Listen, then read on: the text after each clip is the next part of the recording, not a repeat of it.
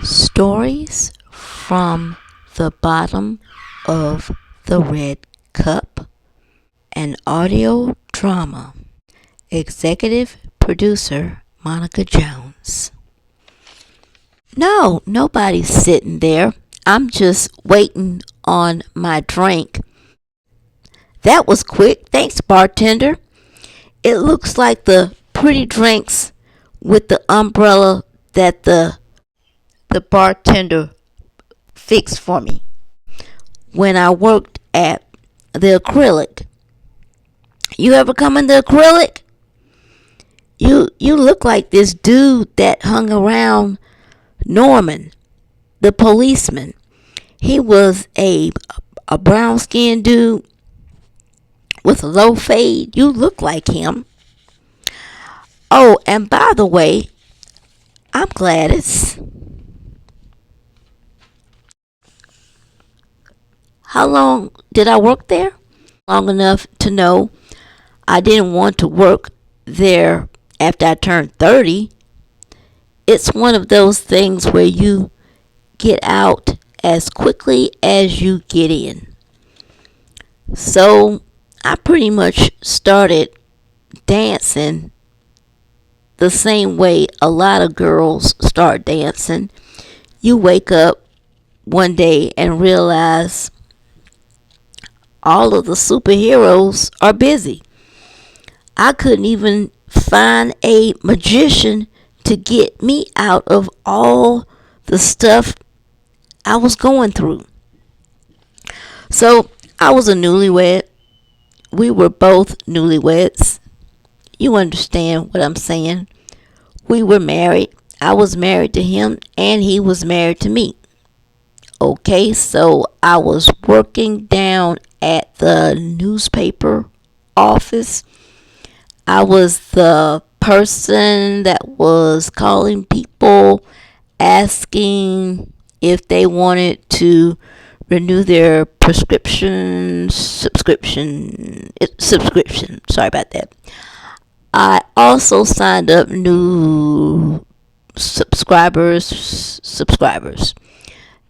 Then I had another job selling cosmetics.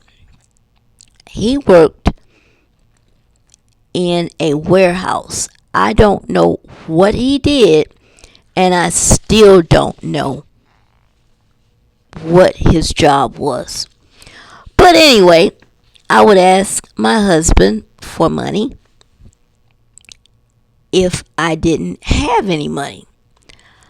I mean, it doesn't sound like the worst thing in the world, but usually it led to a big argument. It got so bad that he told me one day if I wanted more money, I needed to get a better job. So I called my dad and asked my dad for the money. He said, okay. He asked me how much I needed. I told him. He got my address and the correct spelling of my new name. He was living in Texas. A few days go by. I get the mail. I go to the bank the next day and I open the envelope in front of the teller. The check was for $100, but he wrote $10 in the exact amount. So I called him and he acted like he didn't remember anything about what we talked about or what he promised me. I didn't have any money and I was broke and I was walking. I was downtown. I was walking by this club. There was a sign that read Dancers Wanted. I went inside. I spoke to the pecan tan girl. She was bartending and she got the manager. He was a brown skinned dude. He had a long curl. He had on a nice suit. We talked for a little while and then he just said okay, and I hung around the club until it was time to go on stage. When I got off that night, I counted my money. I had made enough to come back the next night and make more money. And most of all, not to get mad about something that was never mine.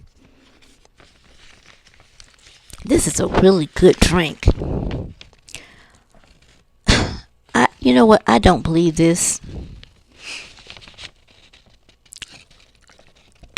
You see that? Yeah, that girl over there, I just spoke to her, and she has a nerve not to speak to me.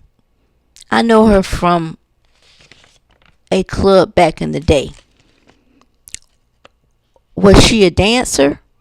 No.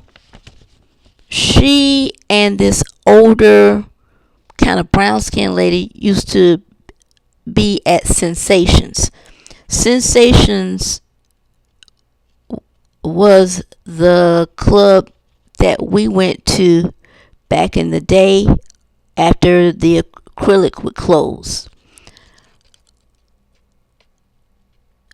The lady that she was with was older and she was a deep chocolate color and she had a bronze low cut haircut and all of her dresses looked like they were from the 80s. The light skinned girl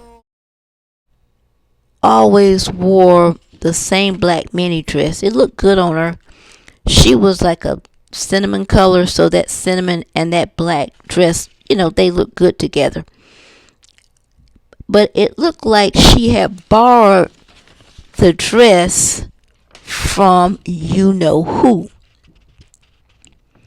I had seen them in the club before, but I didn't know them. But this one night, it was crowded, so I went to go find the waitress that wore glasses. She was nice and we knew she wouldn't try to take our money. She was over there by the lady and the girl. When I walked up, the lady let the waitress with the glasses know what she wanted to drink. And then she ordered a drink for the girl. The girl asked, "Am I drinking tonight?" The lady looked like she was going to have words with her in private. After we got our drinks, I saw about 3 dudes talking to her, and no one was speaking to the lady. And as we were leaving, the girl is leaving with the dudes. I knew one of them. His name is Marcus. He's a preacher now.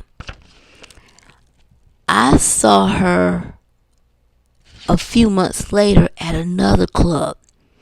She still looked the same,